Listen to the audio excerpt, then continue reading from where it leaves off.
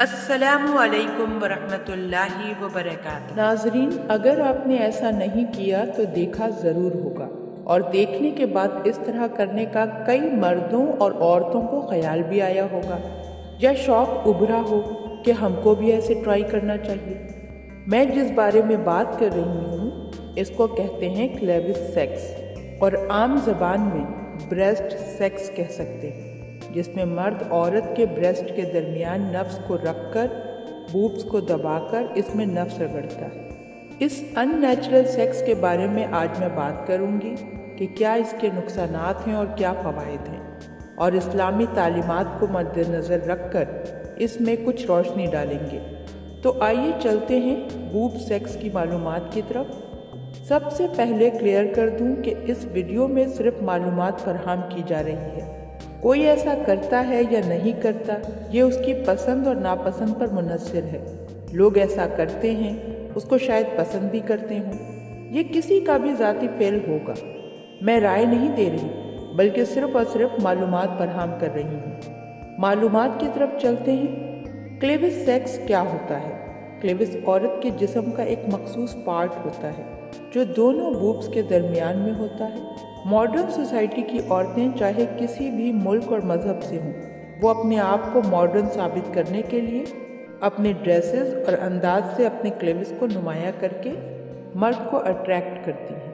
عورت اپنے بریسٹ کے درمیان والی لکیر یعنی کہ کلیوس کو بے پردہ کر کے مردوں کے سامنے آتی ہیں۔ ایسے ہی اکثر اچھے باڈی والے مرد بھی اپنی ٹی شرٹ سے اپنے کلیوس کو نمایاں کرتے ہیں، کیونکہ یہ اٹریکشن دونوں میں ہوتی ہے۔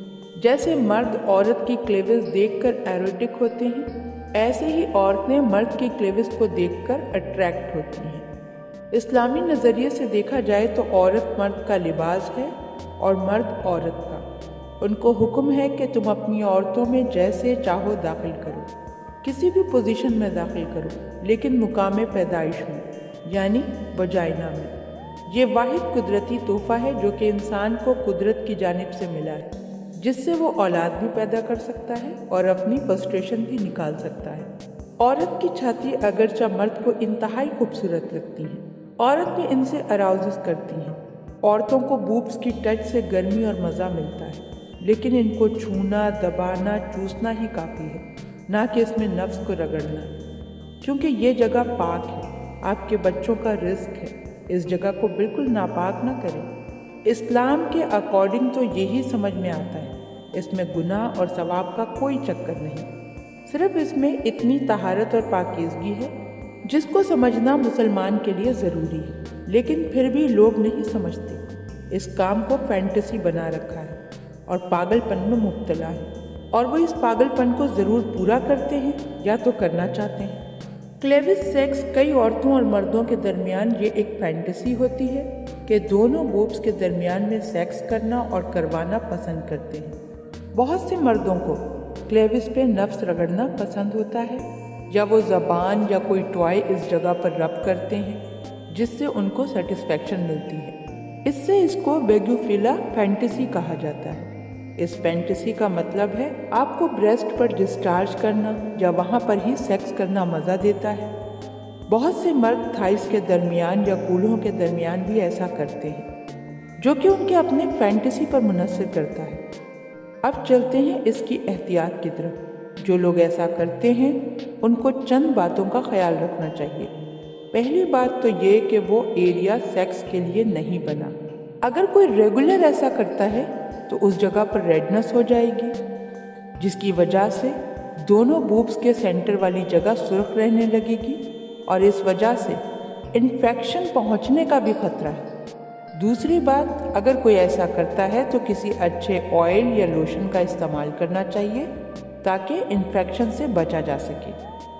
اگر آپ کی ٹائمنگ کم ہے تو اس سے آپ کا ڈسچارج اس جگہ پر ہو جائے گا، اور منی کا اس جگہ پر گرنا کوئی اچھی بات نہیں ہے، کیونکہ اگر آپ کا دودھ پینے والا بچہ ہے یا آپ خود بوبس کو منہ میں لیتے ہیں تو ایسے سیکس کرنا بہتر نہیں ہے۔ بہتر یہ ہے کہ اگر آپ نے ایسا کرنا ہے تو آپ کانڈم کا استعمال لازمی کریں۔